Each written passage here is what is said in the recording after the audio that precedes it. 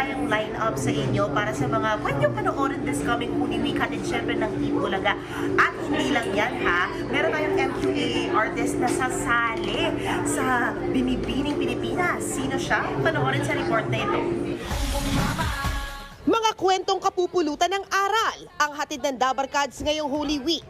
Sa Holy Monday, kabilang sa magsasama sa Paano Ba Magpatawad, sina Joey De Leon, Miles Ocampo at Jose Manalo. Libre ang mangarap naman ng title ng pagbibidahan na Maine Mendoza, Paulo Ballesteros, Riza May Dizon at Karen Aistrup na showing na this Holy Tuesday. Habang sa Holy Wednesday, mapapanood sina Bossing Vic Soto, Alan Kay, Wally Bayola at Ryan Agoncillo sa Happy Pill.